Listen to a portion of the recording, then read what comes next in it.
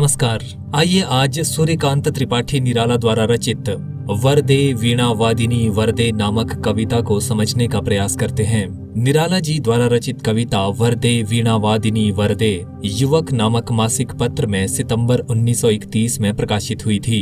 बाद में इसे निराला जी के काव्य संग्रह गीतिका में संकलित किया गया, जिसका प्रकाशन सन 1936 में हुआ था। ये कविता गीतिका काव्य संग्रह की पहली कविता है। इस कविता में निराला जी माता सरस्वती से प्रार्थना करते हैं कि आप हमें वरदान दीजिए, आप भारत में स्वतंत्रता का उद्घोष भर दीजिए, जो भारतीयों के लिए अमरता का मंत्र बन जाए। आप हमारे हृदय पर छाए अंधकार को दूर कीजिए, अज्ञानता के बंधन काट दीजिए और ज्ञान का उजला झरना बहाइए। अपवित्रता को नष्ट करके और अंधेरे को दूर करके संसार को प्रकाशित कीजिए। आप भारतीयों को नई गति, नई लय, नई ताल और नए छंद दीजिए। नया कंठ और बादलों की तरह गंभीर आवाज दीजिए। आप भारतीयों को स्वतंत्रता रूपी नया आकाश दीजिए और पक्षी रूपी भारतवासियों को नए पंख दीजिए और खुशी से भरी चहचहाट प्रदान कीजिए। निराला जी लिखते हैं, वरदे वीणा वादिनी वरदे प्रिय स्वतंत्र रव अमृत मंत्र नव भारत में भर दे। यहाँ वीणा वादिनी का अर्थ है माता सरस्वती, जो कि विद्या की देवी हैं। वरदे शब्द का अर्थ है वरदान देने वाली। ये संबोधन सूचक शब्द है, जैसे कविते, गीते, मधुरे आदि शब्द हैं। रव अर्थात आवाज, ध्वनि या शोरगुल। अमृत मंत्र से तात्पर्य है ऐसा विचार जो जीवन को मिठास से भर दे, या ऐसा नारा या उद्घोष जो शाश्वत हो या हमेशा कारगर सिद्ध होता हो। वरदे वीणा वादिनी वरदे अर्थात हे वीणा बजाने वाली माता सरस्वती, आप वरदान देने वाली या ज्ञान अथवा कौशल प्रदान करने वाली हैं। आप हमें वरदान दीजिए।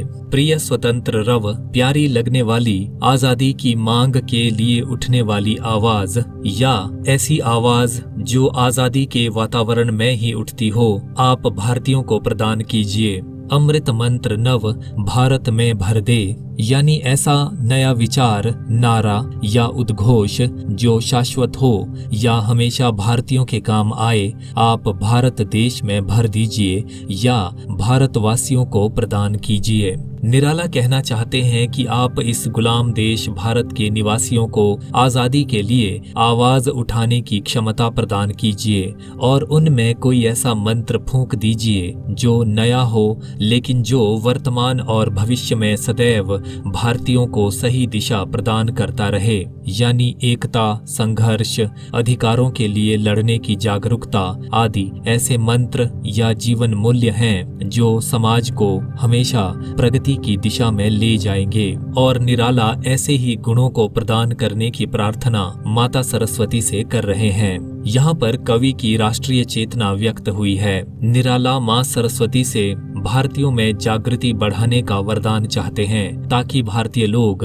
गुलामी की बेड़ियों से आजाद होने के लिए संघर्ष करें। आगे निराला लिखते हैं, काट अंध उर के बंधन स्तर बहा जननी ज्योतिर्मय निर्झर कलुष भेद तमहर प्रकाश भर जगमग जग कर दे। अंध अर्थात अंधकार या निराशा, उर अर्थात हृदय या छाती। बंधन से तात्पर्य है अज्ञानता, कायरता आदि कमजोरियां। स्तर शब्द अलग अलग तहों और जमे होने की ओर संकेत करता है। यहाँ जननी शब्द का प्रयोग माता सरस्वती के लिए हुआ है। ज्योतिर्मय अर्थात प्रकाश से भरा हुआ, निर्झर अर्थात झरना। कलुष शब्द से तात्पर्य है मैल, गंदगी, बुराई या पाप इत्यादि। काट अंध उर के बंधन स्तर। कवि कहते हैं कि हे माता सरस्वती, हमारा हृदय अंधकार या घोर निराशा से भरा है और उसमें अज्ञानता, कायरता जैसी कमजोरियां उन बंधनों या बाधाओं की तरह अनेक तहों में जमी हुई हैं जो मनुष्य की प्रगति में रोड़ा अटकाती हैं। अतः आप हमारे इन सभी बंधनों को काट दीजिए या हमारे मन को दुर्बलताओं से मुक्त कीजिए। बंधन शब्द भारतीयों की गुलामी की आदत और कमजोरियों से भरे स्वभाव की ओर संकेत करता है। बहुत समय तक सताए दबाए जाने या गुलाम रहने पर मनुष्य दास्ता को तन मन से स्वीकार कर लेता है और उन बंधनों को तोड़ने का प्रयास नहीं करता। ये एक मनोवैज्ञानिक सत्य है।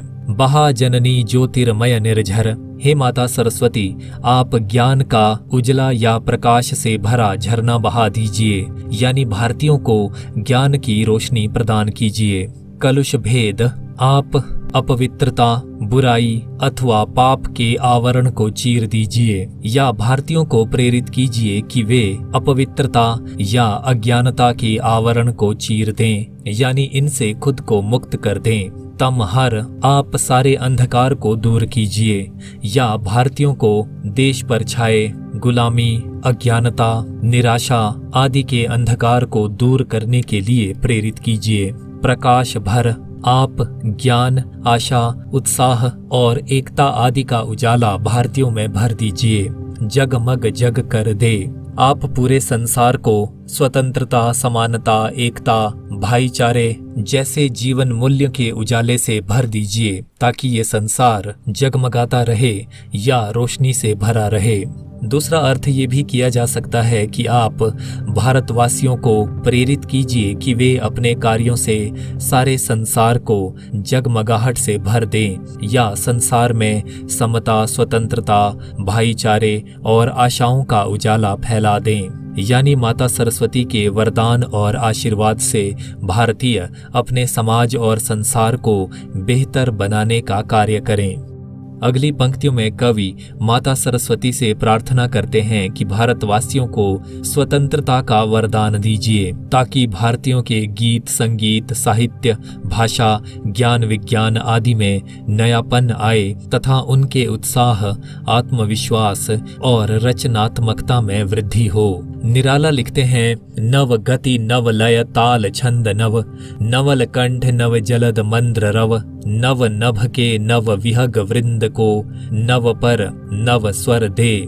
यहाँ पर गति शब्द का अर्थ है चाल, ढाल, रफ्तार या कविता को विशेष प्रवाह के साथ पढ़ना या गाना। लय शब्द से तात्पर्य है किसी गाने की धुन या उतार चढ़ाव। ताल से तात्पर्य है संगीत में मात्राओं का समूह। ताल निश्चित समय पर बजने वाली ध्वनि है जिसका प्रयोग गायन, वादन और नृत्य में होता है। तबला आदि ताल देने वाले वाद्य यंत्र हैं। छंद से तात्पर्य है कविता रचने के लिए बनाई गई व्यवस्था, जैसे दोहा, चौपाई, कवित्त इत्यादि। यहाँ पर छंद से तात्पर्य नए ढंग और नई शैली से है।